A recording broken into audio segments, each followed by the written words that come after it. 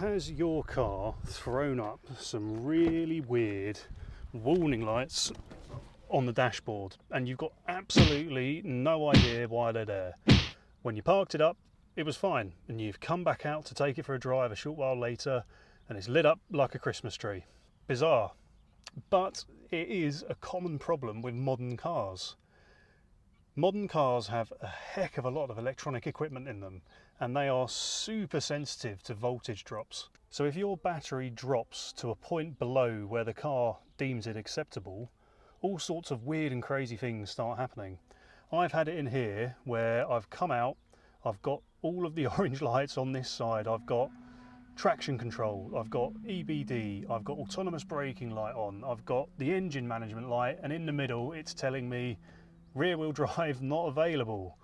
What the hell is that about?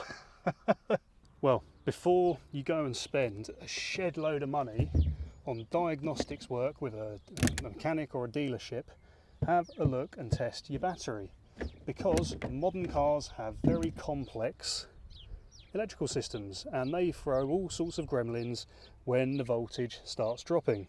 So there's a couple of ways you can do that. If you've got a battery tester, you can hop onto the terminals and test your battery. Or the other way you can do it is by reading the voltage to give you a rough indication, and I'll put the table there now. Now in mine, I've put a trickle charger. This lives on life support, and I've also put in here a battery condition monitor, and this throws up on my phone screen a live readout of exactly how the health of this battery is looking. Now there's a good argument as to how much power does that use, but so far so good, it hasn't flattened the battery. But what's caused the flat battery?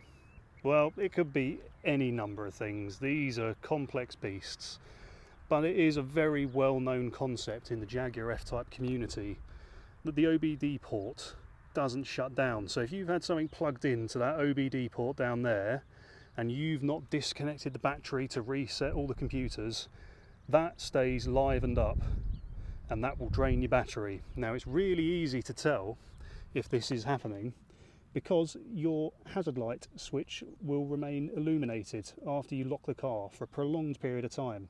It's normal for 30 seconds or so, but we're talking 10 minutes that will stay on for. I think as well, don't quote me on this, I think something here stays illuminated as well if you're suffering that problem, but certainly the hazard light switch. So I can't promise that is going to be your issue, but it's certainly a good place to start. It could save you a lot of money in having some expensive diagnostic work done to your car, where they might even arguably plug into that OBD port and even enhance the problem further. So it's worth doing some basic exploration before you start shelling out big bucks at a dealership. So super simple, hopefully of use to some of you. I'm trying to tackle the questions I get asked a lot, and that is one of them, is what is all this about the OBD port? It sounds like a load of rubbish. Well, yeah, it's not great. It's not great at all, but hopefully that's a way to combat it and you now know what to look out for. Something I really wish I knew before I started panicking when I had the dashboard lit up like a Christmas tree, but hey, every day's a school day. Hopefully that's of use to some of you, and if you enjoyed what you're watching here today, guys, don't forget to hit the subscribe button down the bottom, and I'll see you in the next video. Peace.